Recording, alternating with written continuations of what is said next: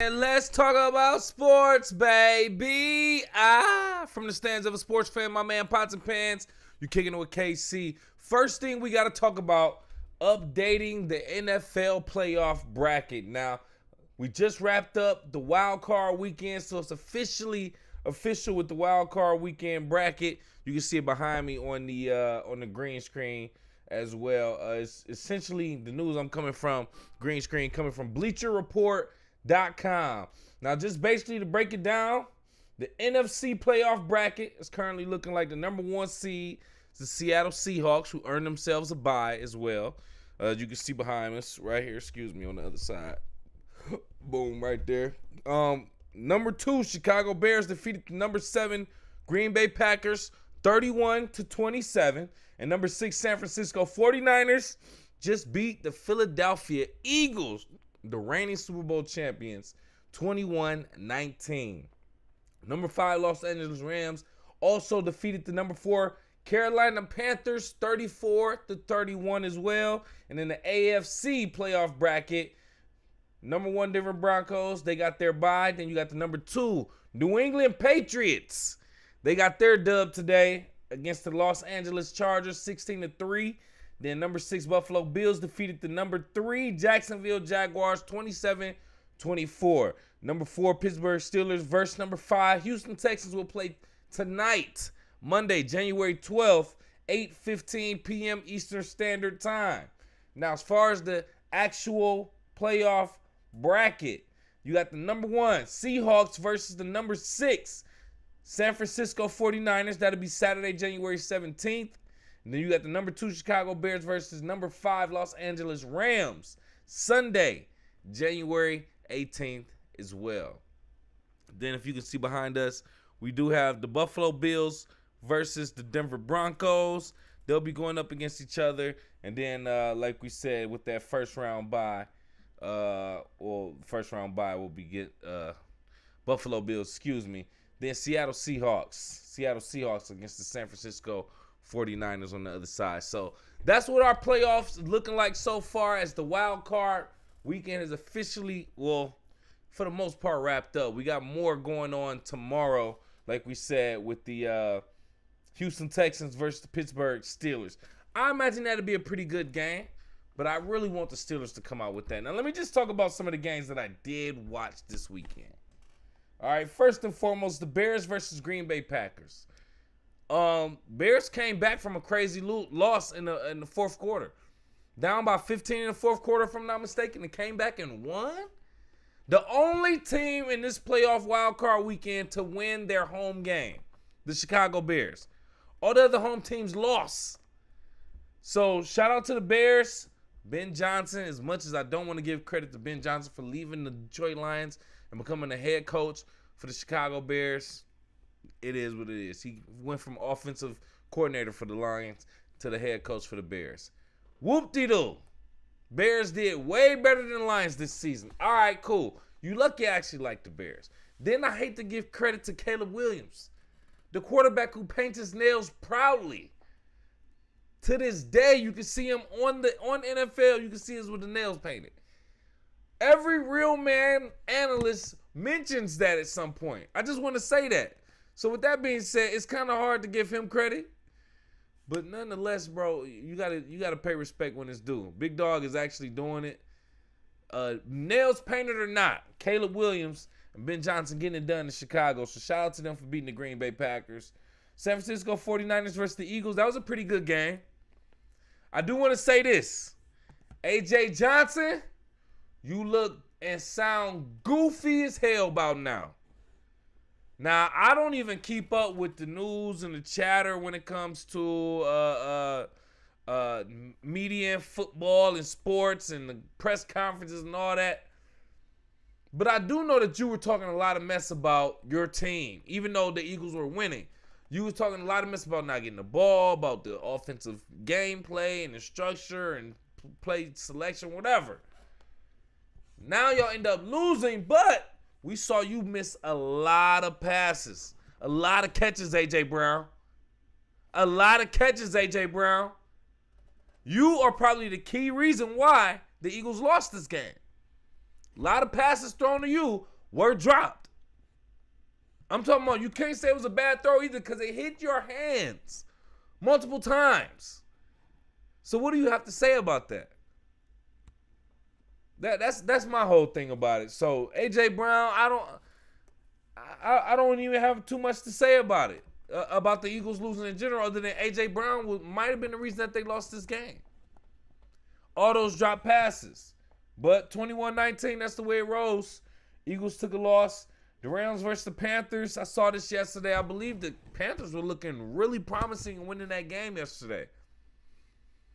Or the day before yesterday at this point. But the Rams, Matthew Stafford, they came down, paused, and did what they had to do to get that win at the end of the day. A veteran quarterback knowing what to do. That's what I got to give Matthew Stafford in that situation. Against Bryce Young, it probably just came with experience and knowing what to do and how to utilize time in the playoffs. So I got to give credit to Matthew Stafford and the LA Rams for doing what they did this game and getting that win. Not rooting for the Rams at all or Matthew Stafford, but I had to put that out there. The Patriots got a good win against the Chargers. Chargers came out only scored 3 points. 16-3. You scored 3 points, a field goal, in a win-or-go-home situation in the playoffs? That's embarrassing. Now we are talking about Jim Harbaugh, first or second season back as an NFL head coach, coming from coaching in the NCAA, former Michigan Wolverines coach, left after winning the national championship in 2024, I believe. Either way it go, won his championship, left, went to the LA Chargers, and, looked like he actually had the Chargers have a decent record. But this was embarrassing in the playoffs. Only 3 points? Yeah, y'all pretty much got dog walk. Now, I'm going to be honest with you. The Patriots really didn't do too much either. It wasn't exciting offense. 16 points ain't nothing I really want to tune into. I actually started doing laundry halfway through this game. But I thought the Chargers would at least score a touchdown. We didn't even get that. Justin Herbert, hype or no? Is he just hype? You let me know. Oh, yeah. We'll just leave it at that with that. So, yeah, Patriots, they moved forward, and they beat the Chargers, like we said. Then we say the Bills versus Jaguars. Jaguars had a really good chance of winning this game. They had the ball. After the Bills scored, Josh Allen rushed in for a touchdown. Jaguars had the ball with about a minute left with either one timeout or no timeout, something like that. But I feel like it was manageable. Or maybe they had all three. Who knows? But they were in a manageable position. I think they got down to like no timeouts with a minute and 2 or something. But at the end of the day, Trevor Lawrence threw an interception to end the game. All they had to come down doing what? Get in field goal position to go to overtime? They lost 27-24. Yeah, y'all get down to get in field goal position? Come on, man. Overtime, ain't no telling where this game goes at that point. Look, they had the stats saying that Josh Allen and the Buffalo Bills under Sean McDermott were 0-5 on the road in playoff games. This is the first game that the Buffalo Bills won in the playoffs on the road since 1992, the AFC Championship. What a crazy stat for them to even show, and then for the Bills to actually break that. Same thing with the Philadelphia Eagles. They showed the stat that Jalen Hurts is undefeated, 5-0 or 6-0 at home in the playoffs. Lost his first game at home in the playoffs today. They showed all that before the game was over. And then they end up breaking both of those stats and or records. So, interesting day, interesting stats. But, yeah, Jacksonville, y'all had it in y'all hands, but Trevor Lawrence.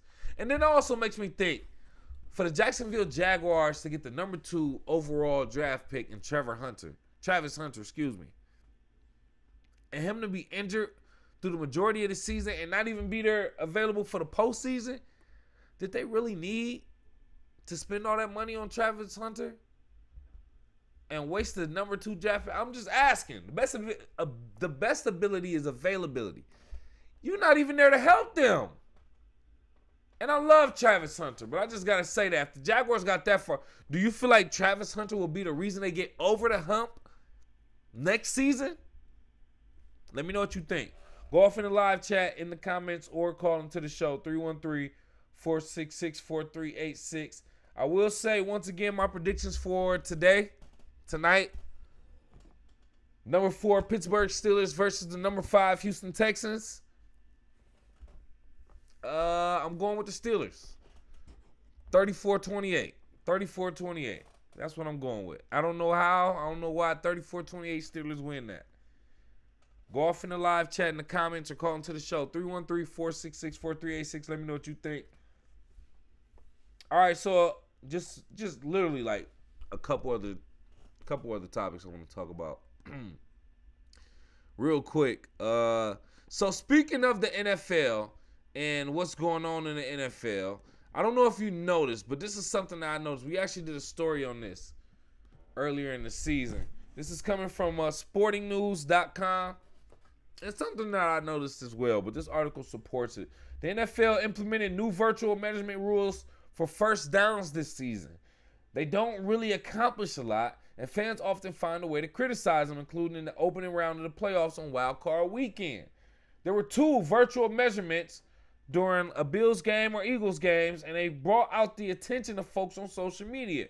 The problem with the virtual measurement rules is that they don't actually help pick the spot of the football. All they do is use cameras to tell whether the football reached a given line.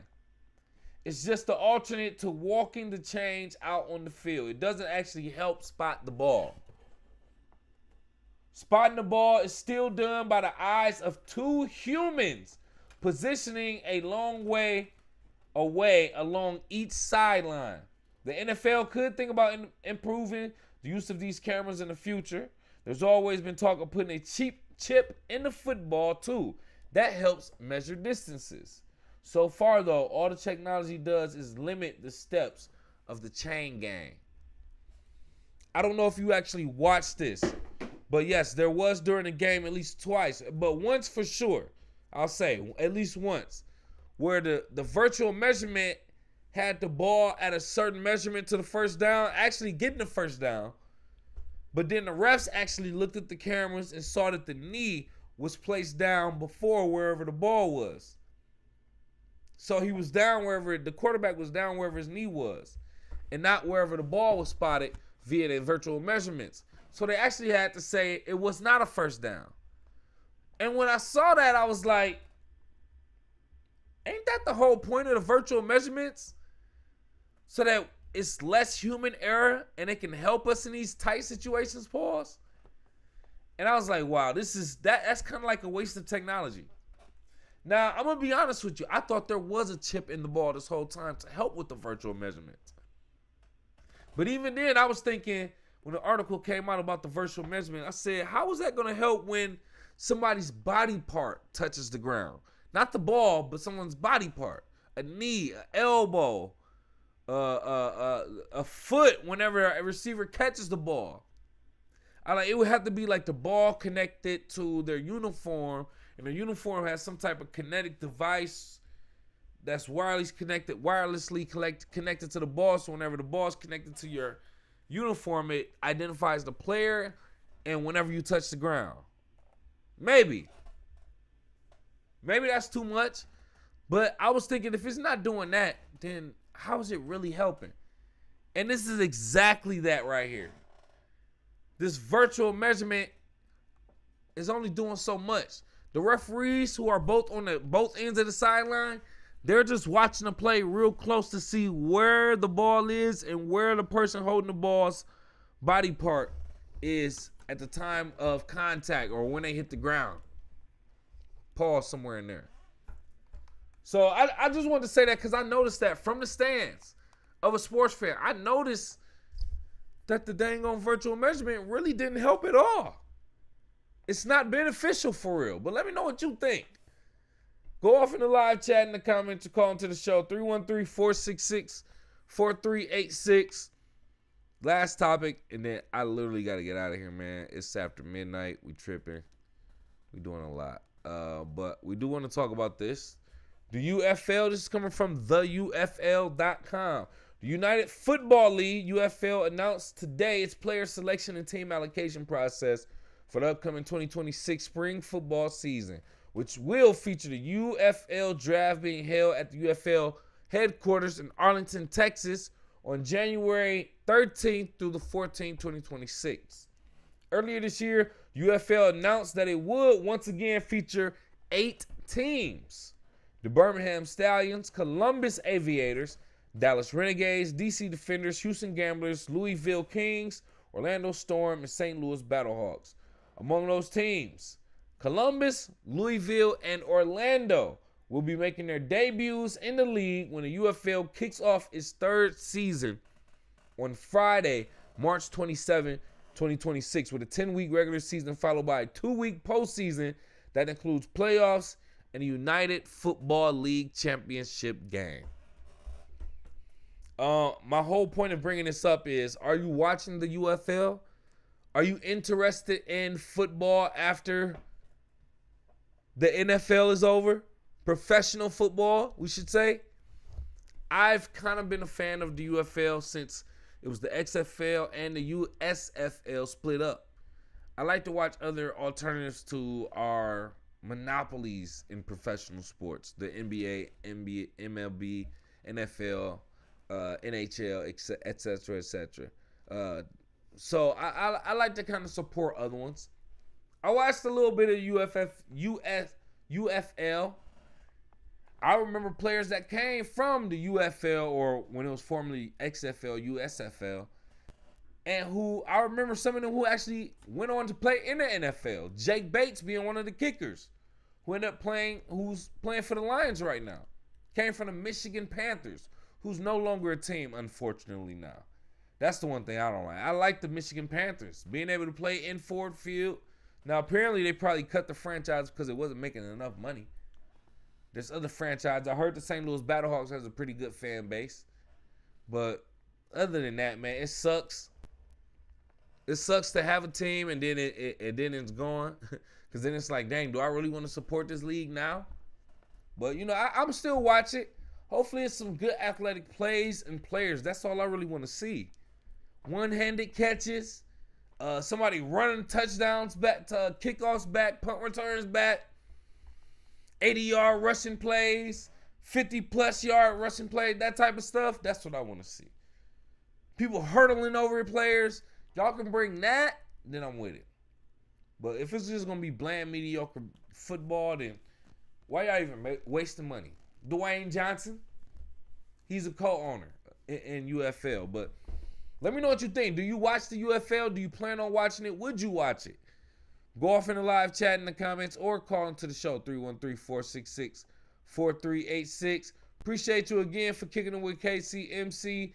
We're about to get up out of here. Just wanted to pop in after the wild card weekend and talk a little bit about the games and the situations. Hey, George Kittle for the 49ers suffered an injury during the game as well, was carted off the field. We hope he's doing better.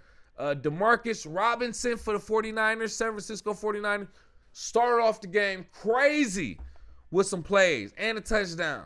He got off to a hot start. So that's the type of action I want to see in the UFL or in the playoffs in general, what Demarcus Robinson gave us for the San Francisco 49ers. Other than that, appreciate you for kicking with me. And excuse this big stupid bump in my lip. Been swollen, bro. Swollen lip. Got the Nutty Professor joint going on right now, man. So we're going to try to put some ice on this, man. Just a little allergy or something like that. That's what we saying. But, yo, appreciate you. Hit that like button. Hit the subscribe button, the share button. Thank you again. And, yeah, good night, man. I got to get some sleep. We out.